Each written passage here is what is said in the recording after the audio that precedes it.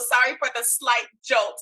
I am super excited to be here on this afternoon. What an amazing panel. And thank you, Ben, and all of our founders and leaders in corporate for making Live Good such a place where we're excited to be here. Prices going down, the passion on how well the products do, and of course the opportunity altogether. In my opinion, it gives us a very, very robust and well-rounded opportunity to offer to people. So today what I wanted to share was really around putting together your lifestyle worksheet, your math worksheet. Right? And this is a very quick thing. It's something that you can do, of course, after this call. You put a little bit more time into it, but I want to give you the framework for it. And the reason, what made me come up with this is as a builder, as a network marketer, as someone who promotes, I will have to admit the opportunity probably 98% of the time. I'm coming across people where I'm always asking them how much money would they like to make. And, you know, yes, there are people that I speak to that an extra $500 is viable for them. But many of the people that I come into contact with are, you know, shooting for five figures, right? And that $10,000 a month is a constant theme that I hear. And when I ask people, well, how would that make your life different? Or how would your life be better with the 10,000?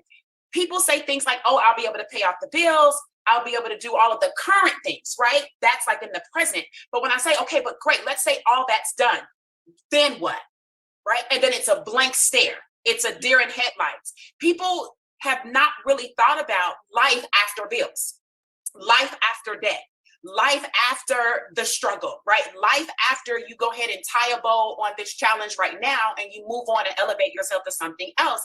And so what I really wanted to do was help put everybody at least in a forward motion thinking where you're saying, okay, yeah, I want $10,000 a month. All right, I want 20,000, 30,000, whatever that may be. But then what would I do with it?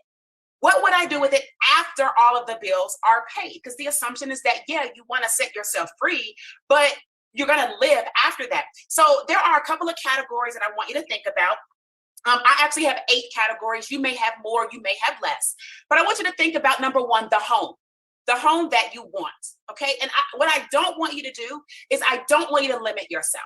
I want you to obviously think about the home that you really want, okay? Regardless of what somebody else says you want or you shouldn't want or need or don't need. If you want a tiny home, then say that you want a tiny home.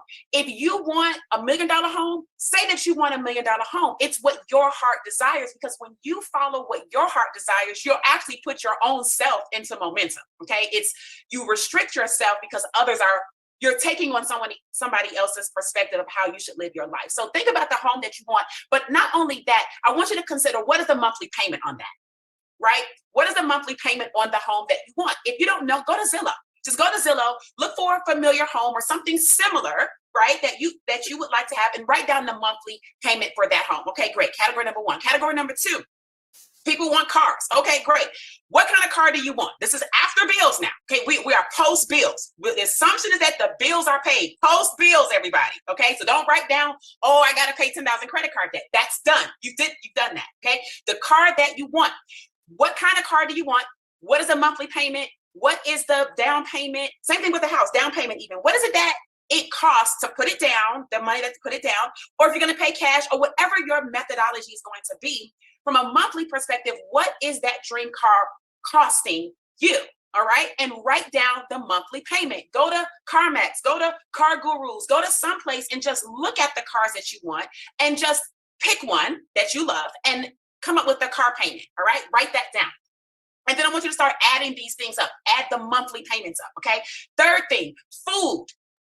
Food, this is a big deal. And this is why Live Good is so amazing, because when you don't have the money that you want or need, you settle for unhealthy food. They deliberately make unhealthy food cheap and highly available. Yep. And they make the high quality foods sparingly, or you can't find them, or the costs are so high, or to eat out, it's more of a problem, an expense, or to cook at home, getting all the ingredients, knowing how to cook it better, right? The learning curve around some of that, paying for a chef or whatever.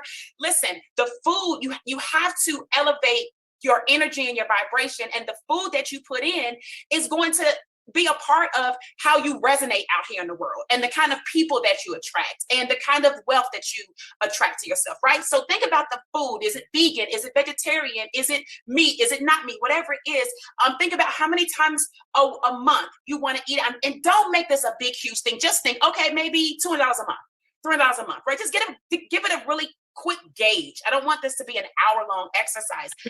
And then how much you would pay for groceries. Like me, I cook, but I'm really, really, really working towards having the chef come in. I do meal preps, but I even hate that. I don't even want to prep it, or I don't want to do any of that. I just want the chef to do it, okay? Because I just want to eat it, all right? I want my son to come home from school and eat and not have all this other stuff. So food, what is that monthly? Next, fourth category, travel and vacations, right? Let's just say you took a vacation every 4 months, right? Or every 3 months, once a quarter, something like that.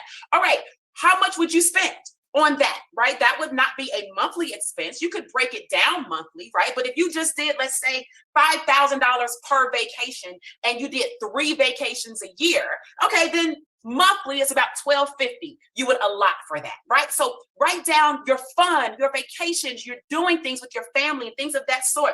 Fifth thing would be your health and your fitness, right? So do you have a trainer? Do you have a monthly gym membership? Are you going, like where I live in my building, we have a gym downstairs. I don't have to pay for a membership. So I do my Live Good stuff in the house and I go to the gym downstairs. It's already a part of what I have to pay for to live in this building, right? Part of the extra little stuff. So how much do you pay for that? Is it $200 a month? Is it $1,000 a month? Whatever it is, write that down. The sixth category for me, right, would be luxury purchases. Because some of you guys, you have to have, I've had really nice stuff, right? I've had diamonds and jewels and this, and I'm not that pressed about it anymore. But if you are, and you just gotta have that Rolex, write that down. I want the Rolex. Or if you just really want that Louis Vuitton luggage to travel, right? Go ahead, write the luggage down. How much does it cost you to have the luggage? You're not buying luggage every month, okay? So that is more of a expense that you can add up for the whole year, but write that down, okay? And then the last thing, almost last thing for me is my son's school. My son is in private school, right? I love his school. He plays baseball. That costs money, right? His education is the most important thing. So I have always made an allotment that my son's school has to be, it's part of my life, right? It's just right there. It's not just bills, right? It's my son's school is high up that ladder. And so write down education for children or your grandchildren or yourself or whatever it is, okay? And then the last thing is your saving and your investing, all right? How much are you gonna put towards savings or how much you're gonna put towards your investing so that you can put your money to work for you? You're doing all of this work with Live Good now, but the goal would be to take some of it and put it to work for you. So how much is that? What would that look like on a monthly basis? Add all those things up. Add all those things up. And guys, I'm gonna be honest with you. I made a lot of money in network marketing, but I actually redid this worksheet just yesterday. And I added everything up. And in real life, everything I want is only $30,000 a month. Only $30,000 a month. And that's $360 a year. Do you guys know that many people are like, oh, I want to make $100,000 a month. Oh, I want to make $1 million a year. Oh, and that's fine, right? I'm one of those people. I want to get back to those levels too, but that's not what you need right now. You don't need $100,000 a month right now. Maybe you only need 10 or 20, or for me, 30 to live the absolute dream life that you want right now. That includes everything. The bills are paid. The vacations are done. The school is paid for. The health, the wealth, the house, the cars, everything is done for $30,000 a month. And if you just sit down and you look at what you really need, you can approach your business from a perspective and say, hey, listen, now I believe that when I get to diamond, it's going to change my life. You can really believe that because you look at what you want and you realize diamond actually is contributory to that. And you can see it and you can start to grasp it and you can start to move more confidently towards it because you have a goal. You have it laid out. And it says, if you write it down, make it plain so that he who sees can run with it. And that is pretty much the method that I wanted to share with everybody today. So not so much marketing, but a little bit of structuring and planning, just putting some numbers down quickly. And hopefully that can help you run towards your goals, see what you need and achieve them even more fervently. So back over to you, Ben.